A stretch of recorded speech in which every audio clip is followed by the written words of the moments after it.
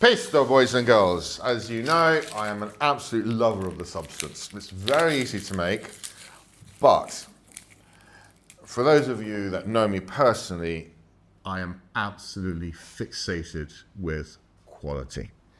And so I'm only going to use the best of the best of the best.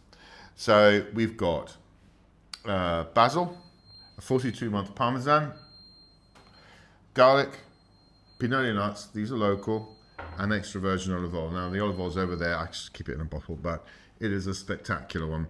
Now I use a non-filtered extra virgin olive oil that was pressed, this particular batch, at the end of November. So it's still cloudy a little bit, and I do like it. It has an absolutely spectacular aroma and flavor of fruit to it. Very, very nice. It's a monovarietal, and all the extra virgin olive oils that I use in my kitchen are produced by artisanal means. They belong to small families, they come from remote areas, and I always make sure I never get a blend. It's always one varietal because I love the pure essence of the individual olive. This one here is a Frontoiana, okay?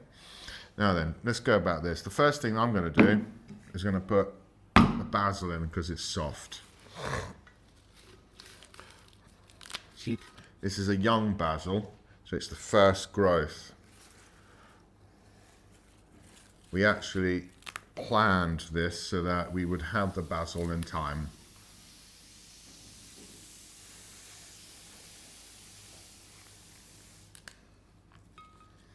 So the top bit of the stem is very, very soft. It's not going to interfere with what we're going to be extracting from it.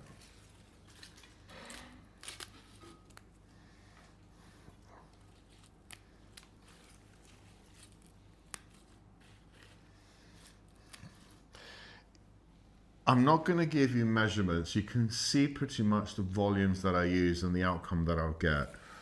No, cupful of this, cupful of that. I do, when it comes to pesto, I just do it by, you know, oh, it looks all right, you know. See how I go about it? Real simple. If you've got basil that's a lot more sort of like robust in terms of the stem, then apply the principle of just going into the individual leaf. Otherwise, if you've got good bunches like this, it's nice and soft and succulent, it's fresh and it's young, you don't really need to worry about it too much.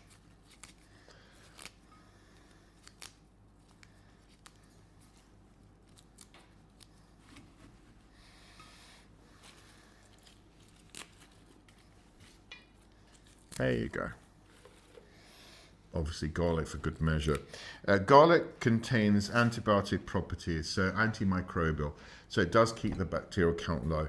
Remember, the cheese contains salt, which is another natural preservative, so you're not adding to. You're just going to use what's there.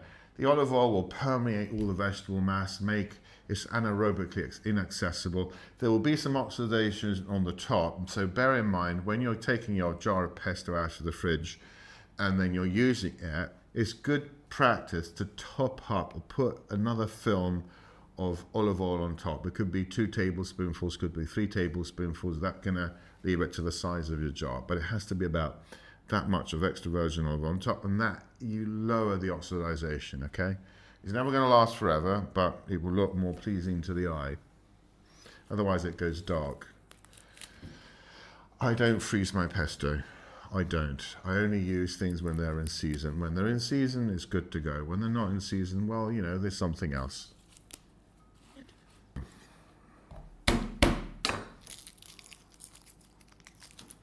That's it.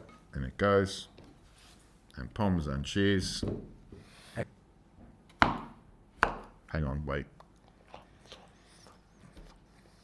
This. Oh my Lord. Yeah. Ketchup and buon. Auberge zen. It's not anymore. Pure strano. Tutto, faccio... No. Pinoli?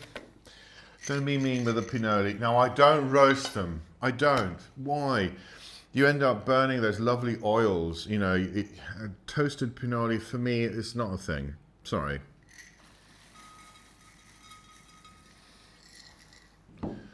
Better stop here, otherwise my crew will accuse me that they're going to put them into bankruptcy. They're expensive, you see. You think bangaruta? Yes, but fuck it a bit more. Oh! Oh! The heavy stuff on top, the light stuff underneath. Off to the blender we go.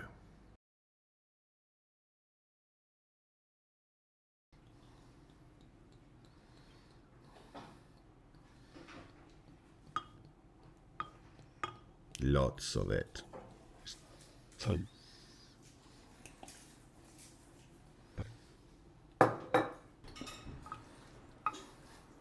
Oh, beautiful.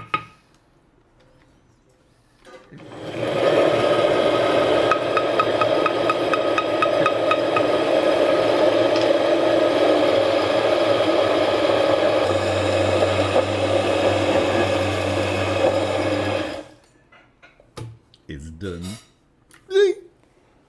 Fatto di là. Wood oven bread.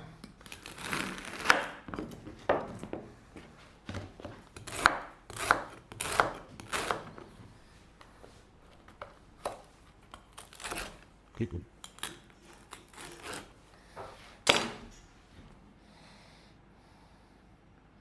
I mean, how else am I going to know if it's good or not? You know, you need to have a, like, do a little bit of dippy dippy dunky dunky, don't you? Dippy dippy. Oh my Lord, sweet Jesus. And I think that's just like, oh my God. It's absolutely spectacular. Wow. Wow. Wow. Wow. That's it, I'm gone.